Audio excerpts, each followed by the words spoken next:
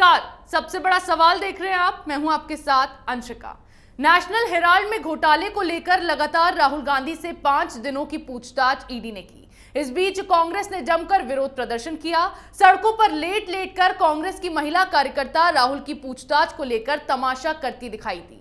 अब आज 23 जून है, जिस दिन सोनिया गांधी को ईडी के सामने पेश होना था, लेकिन कल पार्टी ने इस बात की जानकारी साझा की कि सोनिया गांधी ने ईडी को पत्र लिखकर उनके पूरी तरह से ठीक होने तक अगले कुछ हफ्तों के लिए उनकी उपस्थिति को स्थगित करने का अनुरोध किया है, जिसके बाद अब सोनिया गांधी की पूछताछ कुछ और दिनों के लिए टाल दी गई है। ऐसे में सबसे बड़ा सवाल यह है कि क्यों आखिरकार बार बार सोनिया की पूछताछ टल रही है। इसी विषय पर चर्चा के लिए मेरे साथ स्टूडियो में मौजूद हैं कैपिटल टीवी के editor in chief doctor Manish Kumar. Doctor साहब, बहुत बहुत स्वागत है। धन्यवाद। डॉक्टर साहब, आज सोनिया गांधी की पेशी होनी थी, लेकिन कल पार्टी की तरफ से ये जानकारी आई कि उन्होंने ईडी को पत्र लिखा, कुछ और दिनों की मोहलत मांगी। क्यों बार बार सोनिया गांधी की पूछताछ टाली जा रही है? देखिए, 2 वजह हैं।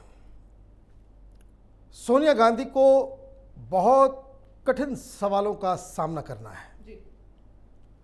लेकिन इन सवालों को टाला नहीं जा सकता।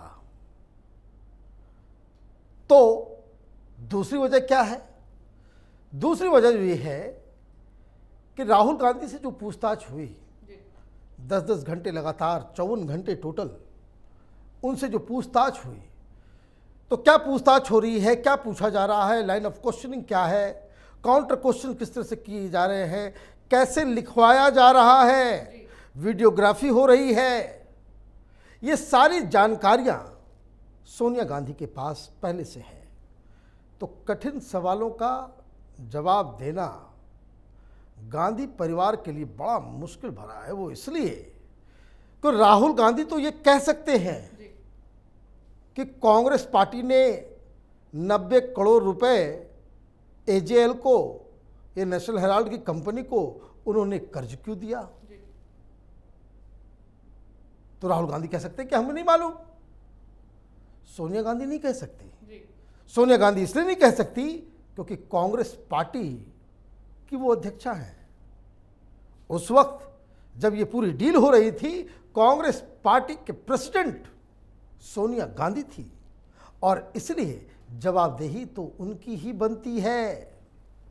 उनसे पूछा जाएगा कि भाई, नेशनल हेराल्ड को यंग इंडिया में समाहित कर देने का ये फैसला किसने लिया।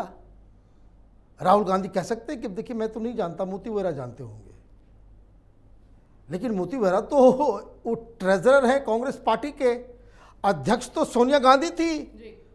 तो ये पूछा जाएगा कि इस फैसले में आपका क्या रोल है। आप ये नहीं कह सकते कि मुझे नहीं पता। कंपनी के एमडी, सीईओ को मालूम नहीं हो कि कंपनी में क्या चल रहा है, ये तो बड़ी दिक्कत की बात है। नेशनल हेराल्ड कांग्रेस पार्टी का मुखपत्र था, उसको कांग्रेस पार्टी चला रही थी। तो सोनिया गांधी से पूछा जाएगा कि भाई, किसके कहने पे, किसके परमिशन से ये नेशनल हेराल्ड की बिल्डिंग्स के ऊपर आपने किराए लगा दिए, किसके आदेश पे लखनऊ के नेशनल हेराल्ड के बिल्डिंग के एक फ्लोर, जिसको नेहरू फ्लोर कहते हैं, उस पे शराब की दुकान कैसे खुल गई, उसका किराया कौन लेता है। सोनिया गांधी ये नहीं कह सकती हमें नहीं मालूम, क्योंकि वो अध्यक्ष है। फिर उनसे यह भी पूछा जाएगा कि भाई, आपने 90 करोड़ रुपए तो लोन में दिए, किसे, नेशनल हेराल्ड को, लेकिन जैसे ही ये 90 करोड़ रुपए ये नेशनल हेराल्ड को, आप अपनी ही कंपनी में, सोनिया गांधी का भी स्टेक इसमें है, माँ बेटे दोनों मिलकर 76% स्टेक, अपनी कंपनी को ही आप ट्रांसफर कर दे रहे हो और फिर कांग्रेस पार्टी के इस कर्ज को आप माफ कर दे रहे हो। कौन लिया फैसला? तो सोनिया गांधी तो इन सवालों का जवाब देने से बच नहीं सकती। राहुल गांधी तो हाथ पर मार करके निकल भी सकते हैं थोड़ा सा कि भाई, मुझे नहीं मालूम, मैं तो छोटा सा बच्चा हूं, मैं नहीं डिसाइड करता। लेकिन यंग इंडिया में जहां 38% आपका स्टेक है, वहां इन सवालों का जवाब देना पड़ेगा आपको। आज नहीं तो कल। राहुल गांधी से अभी ये हाफ टाइम हुआ है, सिनेमा अभी आधा बाकी है। जी डॉक्टर साहब, आप बता रहे हैं कि सोनिया गांधी के लिए काफ़ी कठिन टाइम है, तो राहुल गांधी तो इस पूछताछ से जैसे तैसे बाहर निकले हैं, लेकिन सोनिया गांधी जिस तरह से बार बार अपनी पूछताछ को टाल रही हैं, तो क्या माना जाए कि वो ईडी से डर गई हैं, उनके सवालों से डर गई हैं? एक तो सवाल जो मैंने बताया कि इन सवालों से वो बच नहीं सकती, और दूसरा कारण जो मैं बता रहा हूं आपको वो ये कि राहुल गांधी से जब पूछताछ हुई तो कांग्रेस के जो रणनीतिकार हैं उन लोगों ने कहा कि भाई देशव्यापी आंदोलन करेंगे। देशव्यापी आंदोलन तो कर नहीं पाए, रोज तमाशा होता था, दूसरी खबरें नहीं थी, तो राहुल गांधी को दिखाया जाता था। राहुल गांधी अभी कांग्रेस हेडक्वार्टर पहुंचे हैं, राहुल गांधी ने पदयात्रा शुरू कर दी है, राहुल गांधी अब ईडी दफ्तर जा रहे हैं, प्रियंका वाड्रा भी साथ में जा रही है। कल परसों 5वें दिन क्या हुआ? 5वें दिन यही हुआ कि वो कब आए, कब गए, कब ईडी दफ्तर से बाहर निकले। किसी चैनल पे टिकर तक नहीं चला, टिकर तक नहीं चला। क्यों? लोग आने बंद कर दिए, कार्यकर्ता भी बंद हो गए, सारा कुछ हो गया। जहां तक मेरी जानकारी है, राहुल गांधी की पूछताछ के समय जितना बड़ा प्रदर्शन किया गया, कांग्रेस पार्टी सोनिया गांधी के लिए इससे ज्यादा बड़ा प्रोटेस्ट को ऑर्गेनाइज करने में जुटी हुई थी। लेकिन राहुल गांधी के ये 5वें दिन में जिस हिसाब से रिस्पांस मिला, अगर वो फिजल आउट कर जाए तो सोनिया गांधी की तो पूरी साख खत्म हो जाए। ये मत भूलिए, अभी प्रेसिडेंशियल इलेक्शन होने वाला है, 2024 की तैयारी शुरू हो रही है, और सोनिया गांधी की इस तरह से फजीयत होगी, यूपीए के बाकी जो अलायंस पार्टनर हैं वो कांग्रेस पार्टी की शक्ति को सड़कों पे साफ साफ देख पाएंगे कि इस पार्टी में कोई दम ही नहीं रहा। सोनिया गांधी से पूछताछ हो रही है, घंटों लगातार टफ क्वेश्चंस किए जा रहे हैं, और कांग्रेस पार्टी दबाव तक नहीं डाल पा रही है। तो आपने क्या किया? तो आपने दिल्ली तो छोड़ दीजिए, अलग अलग राज्यों को फिर उसी तरीके से कि सोनिया गांधी से 23 तारीख को मतलब आज पूछताछ होनी है, सब लोग दिल्ली आओ। गुजरात के तमाम एमएलएस को कहा गया था दल बल के साथ दिल्ली पहुंचिए, सारी स्ट्रेटजी तैयार थी। लेकिन राहुल गांधी को आखिरी दिन जिस तरह का रिस्पांस मिला, ये लोग थोड़े से सहम गए। क्यों? क्योंकि अभी बवाल चल रहा है महाराष्ट्र के अंदर, टेलीविजन में पल पल की खबरें वो चल रही है। आप सोनिया गांधी के लिए कुछ भी ऑर्गेनाइज करेंगे, टेलीविजन में स्पेस नहीं मिलेगा, प्रचार प्रसार नहीं हो पाएगा, तब तो ये पूरा का पूरा फिजल आउट कर जाएगा।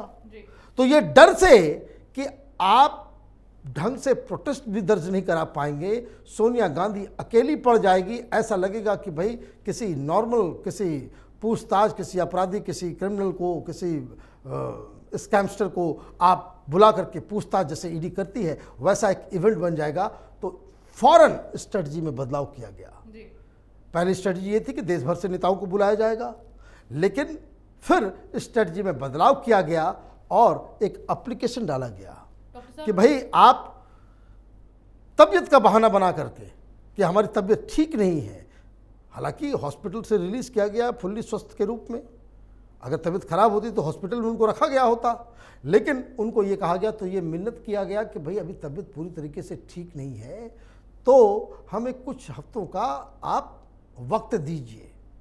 राहुल गांधी से अगले सप्ताह फिर पूछा जाएगा, पूछताछ होगी, ऐसी जानकारी आ रही है। मुझे लगता है कि 7-8 दिन के बाद, मतलब अगले सप्ताह, फिर ईडी उनको नोटिस भेजेगी, बुलाएगी और पूछताछ का सिलसिला शुरू होगा। जी डॉक्टर साहब, एक बात यह है कि राहुल गांधी से 5 दिनों तक पूछताछ की गई, आज नहीं तो कुछ दिन बाद तो सोनिया गांधी से पूछताछ होगी ही, लेकिन जो राहुल गांधी का इंटरोगेशन हुआ उसमें जो जवाब उनकी ओर से दिए गए ईडी को, क्या वो जवाब सोनिया गांधी के लिए कोई कठिनाई खड़ी कर सकते हैं? बहुत सारी कठिनाई वो होगी। देखिए, ये जो पूछताछ का जो सिलसिला है, ये पुलिस इंटरोगेशन नहीं है कि आप कुछ बोल करके आ जाएं, बाद में कोर्ट में आपके वकील उसको संभाल लेंगे कि नहीं दबाव में दिया गया।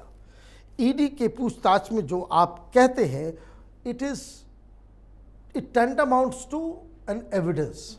आप जो कुछ भी बयान वहां दर्ज कराते हैं वो सबूत के तौर पे ईडी उसे कोर्ट में पेश करती है और मैं आपको बता दूं, ईडी के पास जो स्पेशल पावर्स जो बनाए गए वो यूपीए सरकार का ही देन है। वो अपने ही शासनकाल में ईडी को इस तरह के पावर्स दिए गए थे कि भाई आप इस तरीके से जो इकोनॉमिक ऑफेंस करने वाले लोग हैं, मनी लॉन्ड्रिंग करने वाले लोग हैं, हवाला करने वाले लोग हैं, उनके खिलाफ आप काम करें, उनके खिलाफ एक्ट करें। अब उसी जाल में ये फंसी हुई है। आपने एक चीज़ और राहुल गांधी के इंटरोगेशन के बारे में पूछा। राहुल गांधी तो अजीबोगरीब बातें कर रहे हैं। राहुल गांधी ने कल बयान दिया, बताया कि ईडी वाले हमसे पूछते थे कि भाई 10-10 घंटे तक मैं आपसे पूछताछ करता हूं, आप थकते क्यों नहीं हो? तो ये बता रहे थे कि मैंने ईडी के अधिकारियों को कह दिया कि मैं कांग्रेस का वर्कर हूं, पूरी कांग्रेस मेरे साथ है, इसलिए मैं थकता नहीं हूं, इसलिए मुझे पेशेंस भी है। हम सत्य की राह पर लड़ने पूरे महात्मा गांधी बन के आए वहाँ से। लेकिन ईडी के अधिकारी बता रहे हैं कि he used to get angry. जब सवाल पूछे जाते थे, जब उनसे कहा जाता था कि अब लिख के बताओ, लिख के जवाब दीजिए, तो वो लिखना नहीं चाहते थे। सवालों को आपने, जिन सवालों का जवाब आपने पहले दूसरे दिन दिया, फिर एक दिन जो ब्रेक लिया, उसके बाद फिर जो आप पहुंचे, आप अपने ही जवाब के खिलाफ आप काउंटर जवाब कर रहे हो, बातों से पलटने का काम कर रहे हो। तो पूरी तरीके से उनको ट्रेनिंग दी गई। उनसे पूछा जाता है कि भाई आप ये बताइए कि ये यंग इंडिया के ऊपर आपका मालिकाना हक है कि नहीं है? माँ बेटे के पास 76% आपका ये है, स्टेक्स है, शेयर है उसके, तो मालिकाना हक आप चलाते भी आप ही हो, सब कुछ काम आप ही करते हो। तो उनसे पूछा गया कि भाई किसका मालिकाना हक आपका है या नहीं है? तो उसका जवाब हाँ या नहीं में हो कि भाई हाँ 76% शेयर हमारे पास है, बाकी सब हमने दे रखे हैं अपने अपने कांग्रेस के चेले चपाटियों को, ये तो सब कुछ हमारा ही है। लेकिन वो क्या कहते हैं कि नहीं, ये कंपनी है, ये 1955 के कानून के मुताबिक, जवाब सुनिए, राहुल गांधी ये जवाब देकर के आए कि 1955 के कानून के मुताबिक अगर आपकी कंपनी में 100% भी शेयर है तो भी आपका उसके ऊपर मालिकाना हक नहीं है। अब राहुल गांधी को ये सारे नियम कानून 1955 के कौन बता रहा है, कौन समझा रहा है? लेकिन मनोज सिंघवी साहब ने बहुत अच्छी ट्रेनिंग दी राहुल गांधी को, इसलिए ईडी कह रही है कि भाई ट्यूटर्ड जवाब वो देते हैं। तो कोई ये राहुल गांधी से पूछे कि भाई जिसके पास 100% शेयर है उस कंपनी में, उसका मालिकाना हक नहीं है, तो ये बता दो कि उस कंपनी में फैसले लेने वाले कौन हैं, उनकी जगह पे फैसले लेने वाले कौन हैं? और ये जो लोन की लेन देन हो रही है, ये जो पैसा का आदान प्रदान हो रहा है, ये जो 5 लाख की कंपनी पेडअप कैपिटल की कंपनी, आपने 5,000 करोड़ की संपत्ति हड़प ली और इसके ऊपर अगर आपके दस्तखत हैं तो जवाब कौन देगा? मोतीलाल वोरा स्वर्ग से आएंगे नीचे कि जिसका दस्तखत है वो जवाब देगा। जो दस्तावेज जो कह रहा है उसमें जो लोग चिन्हित हैं वो जवाब देंगे, या जो लोग गुजर गए हैं वो वापस आकर के जवाब देंगे। तो ये बहानेबाजी, ये लटकाने भटकाने का काम कांग्रेस पार्टी करने की कोशिश में जुटी हुई है। लेकिन ये फैसला कि तबीयत खराब है, मोहलत दे दी जाए, और ईडी ने मोहलत दे दी, तो एक बात तो समझ में आता है कि ईडी किसी पॉलिटिकल दबाव के तहत काम नहीं कर रही। अदरवाइज अगर सिर्फ केंद्र सरकार के इशारों पे काम कर रही होती तो आप यकीन मानिए ये मोहलत नहीं मिली होती। क्योंकि जिस तरह के रिश्ते इनके सरकार चलाने वाली पार्टी और उनके लीडर्स से है, गांधी परिवार का, उसमें ये रियायत मिलने की कोई गुंजाइश नहीं थी। इसलिए ईडी पे जो लोग सवाल उठाते हैं उनको भी कम से कम इन सब फैसलों के ऊपर ध्यान देना चाहिए। जी बिल्कुल। राहुल गांधी से 5 दिन की पूछताछ के बाद सोनिया गांधी अब घबराई हुई हैं। हालांकि अस्पताल से निकलकर उन्होंने अपने वकीलों से सलाह मशवरा तो किया, लेकिन फिर भी वो ईडी के सामने नहीं आ रही हैं, क्योंकि वो जानती हैं कि ईडी के पास उनके लिए ऐसे ऐसे सवाल हैं जिनके जवाब वो नहीं दे पाएंगी। इतने दिन की पूछताछ के बाद राहुल गांधी जब ईडी को अपने जवाबों से संतुष्ट नहीं कर पाए तो सोनिया गांधी को भी यही डर सता रहा है, जिसके चलते बार बार सोनिया गांधी ईडी से समय मांग रही हैं और ईडी के सामने पेश होने से बच रही हैं। इस विषय पर चर्चा का आपका बहुत बहुत धन्यवाद।